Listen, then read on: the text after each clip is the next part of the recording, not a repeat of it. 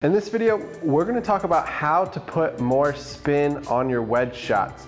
So we're going to cover a few different things that you need all working together cohesively for you to get spin that comes down on the green and spins back to the hole, or just stops that golf ball quickly when it lands on the green. And those different factors include course conditions, then we're going to talk about equipment, and then we're going to talk about technique, the actual swing you need to put on the golf ball. So starting off with course conditions, this has to do with two different types. You've got the ground that you're hitting the ball off of, and you've got the ground that the golf ball is landing on, which would be the green. So starting with the ground we're hitting off of, ideally to get maximum spin on our wedge shots, we want to hit off the fairway or some kind of thinly cut grass. So the more grass we get on the club face, between the club face and the golf ball, the less spin we're going to put on the golf ball. The grooves on the club face are what help put spin on the golf ball. So when those grooves get full of dirt or they get grass blocking them from being able to touch the golf ball, that's what takes spin off the golf ball. So hitting out of the rough, for example, when we hit out of the deep rough, we're going to get very little spin on the golf ball.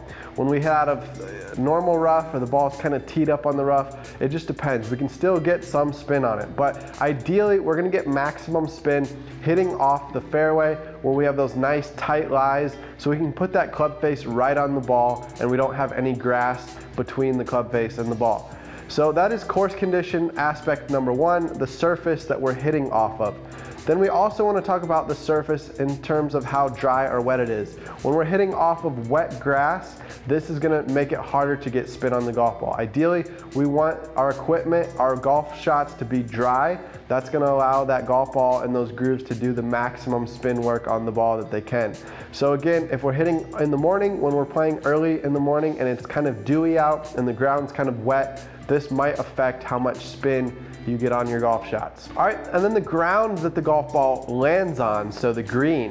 When the green is softer, like after a big rainfall, it softens up the greens, makes the greens less firm. That ideally is the scenario we want for spin back shots. You'll notice on the PGA Tour, when they're playing in the rain or on very soft greens, they can spin that golf ball back almost too much, where they zip it off the front of the green.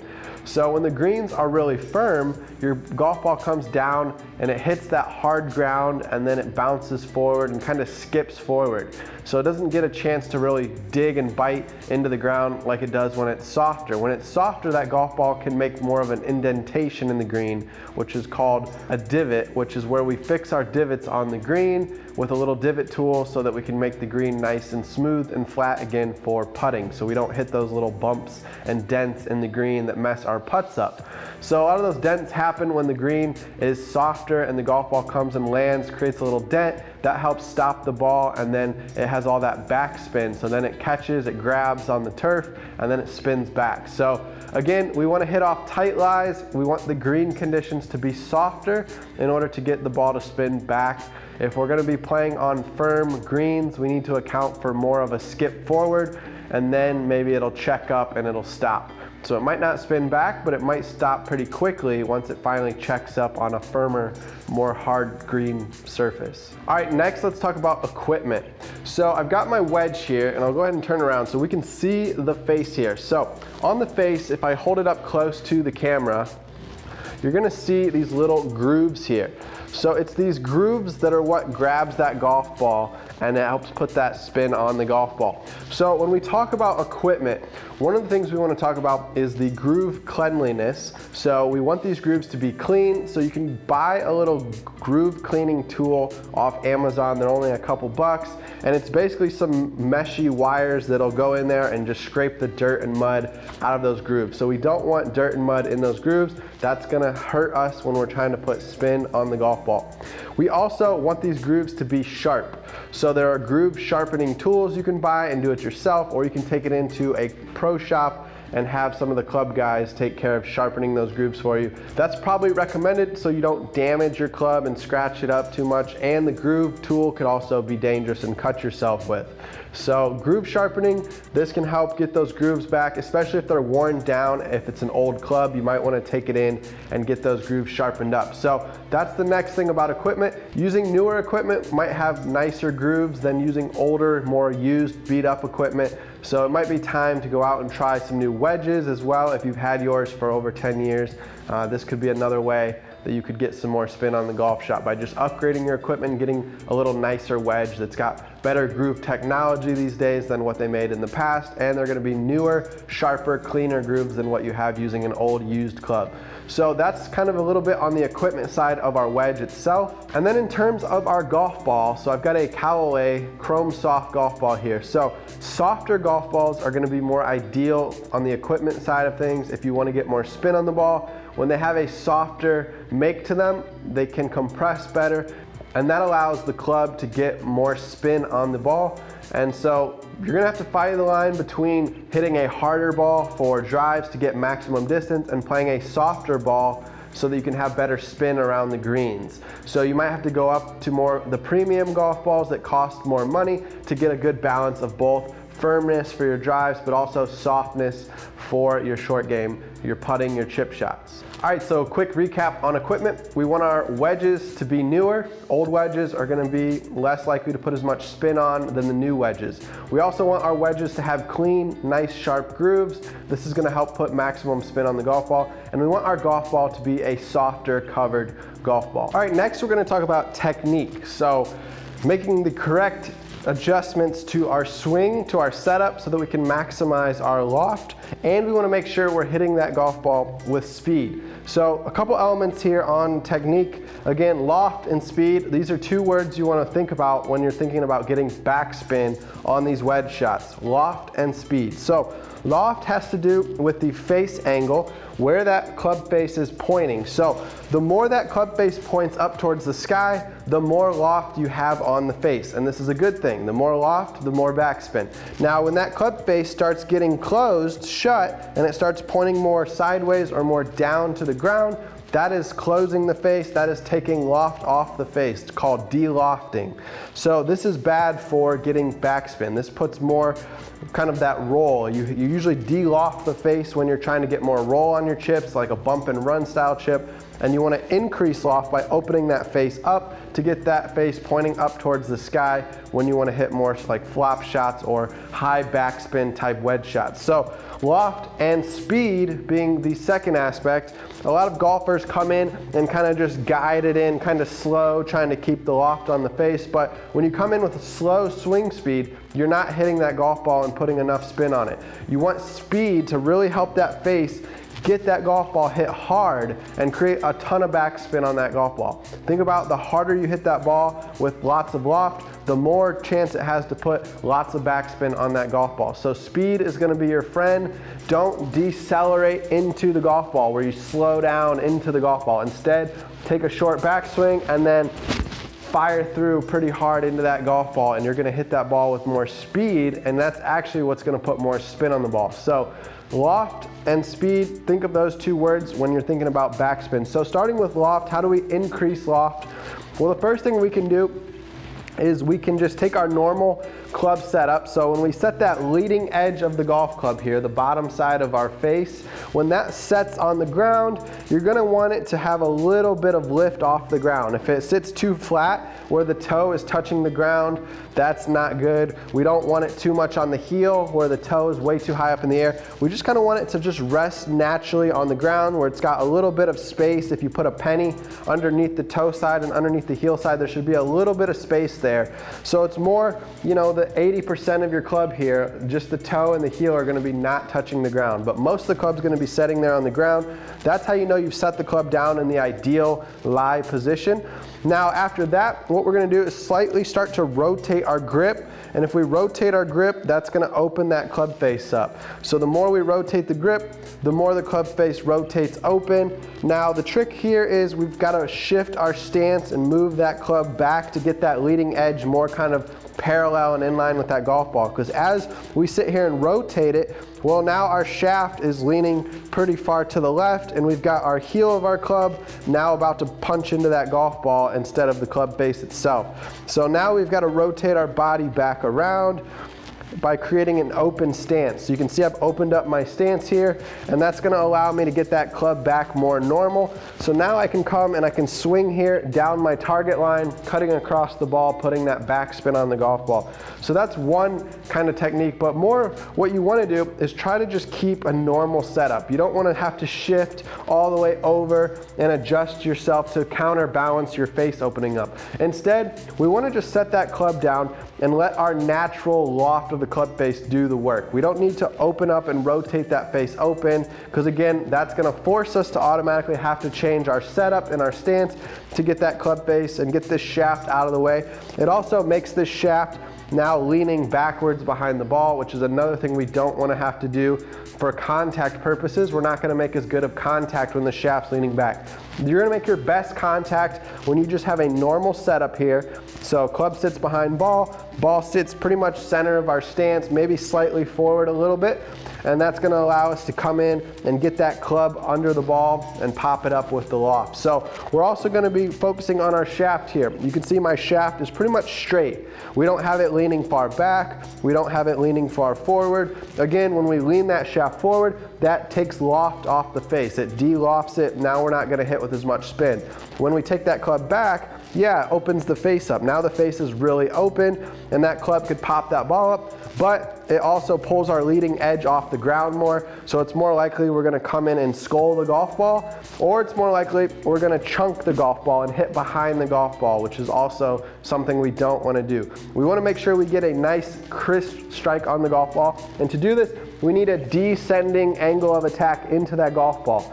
So traditionally, a descending angle of attack into the golf ball means that our club shaft is going to be leaning forward of our head. So our club shaft is going to be leading the club head, meaning it's going to come in first, and it's going to be ahead of the club head. So our shaft is always ahead of the club head on a normal iron strike. But with wedges, we want that club to come in pretty much at the same time, where the shaft and the head come in at impact about the same time. And to do that, the club's got to be straight or slightly leaning forward, just ever so slightly.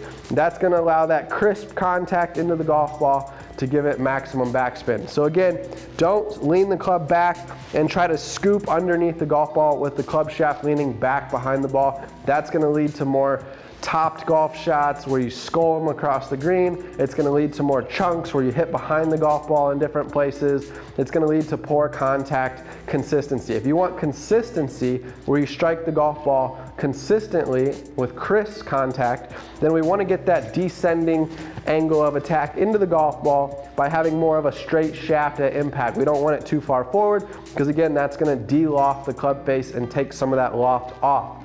Now, one of the things we can do when swinging into the golf ball is we can kind of get that club face to open up and have some loft on it based on kind of our wrists and our hands. We don't want to get handsy and start throwing the hands underneath the club, but we can kind of slightly let this one go in our right hand a little bit to where it gets that club face a little bit back in line with our shaft here. So again, instead of coming through leading with the hands the whole time, having this lead wrist, keeping that shaft way forward, instead we can kind of let our release go to the point that that club head comes back to where the club shaft is straight. And to do that, this wrist is kind of gonna let go a little bit. So we're kind of gonna guide that club under the ball by releasing this. But again, we're doing this all so fast that we're coming in with speed at the same time. So let me go ahead and just hit a shot here to show you an example.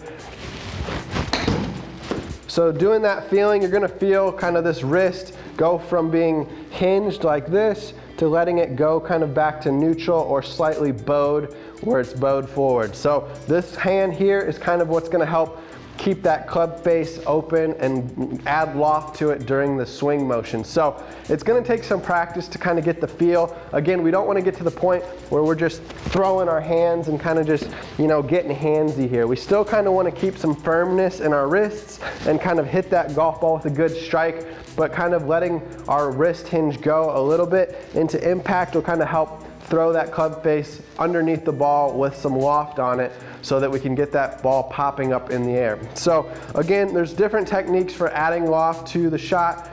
We're trying to go with one that's going to get you the most consistent results because we don't want you to make a ton of adjustments to your stance and really opening up the face and, you know, having the club shaft leaning back. There's different ways, yeah, you can put lots of loft on this club and hit that ball high with lots of spin, but it also adds more risk to the shot because there's a lot of things that can go wrong with those different techniques that can cause you to make poor contact. So the best contact is just hitting it like you do a normal iron shot, middle of your stance, come down, strike the golf ball. We're not manipulating the face way open. We're not manipulating the shaft way back or way forward. We're just kind of setting up normal, straight shaft, taking a swing back, coming back down, try to keep a straight shaft at impact again, and that's gonna hit that golf ball with nice crisp contact. And then again, we can slightly kind of open or add loft to the face by using some of that hinge here with our wrist. As we're coming into the ball, we can kind of cup our wrist over a little bit, give it some bow, and that's gonna help add some loft as we're going through the hitting zone.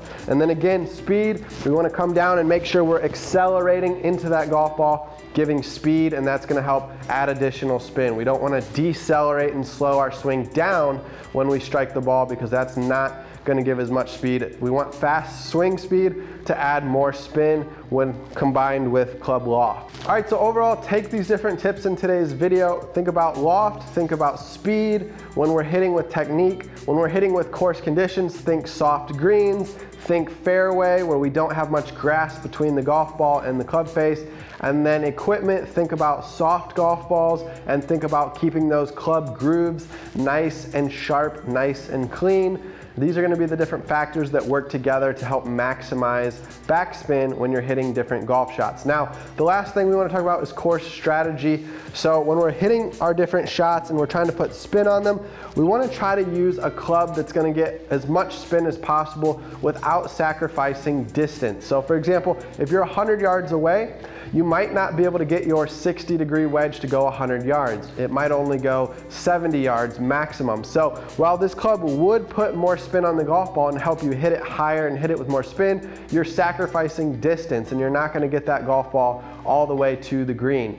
So in that case, you might have to club up to the next wedge in your bag, like a gap wedge, for example, and you can hit a gap wedge 100 yards, then that would be the ideal club choice. Now, if you're stuck between a gap and a pitching wedge, ideally, we want to try to pick the one that's got higher loft. If they can both reach the green successfully, then go with the club that's going to have higher loft because that's going to help you put more spin on the golf ball. We also want to talk about some of the different course condition situations we find ourselves in. So when we've got a pin sitting very tight to the green's edge and there's a bunker guarding it, then we might want to utilize landing the ball past the flag and trying to spin it back, as opposed to using a more lower flighted shot where we get that ball to kind of bounce, take a one hop, and then stop, kind of like a quick skip forward and then it stops. So this is more useful when the club sits more in the back of the green. So when the pin location is in the back of the green and we've got plenty of landing room in front of that pin, we can kind of do one of those one hop stop chip shots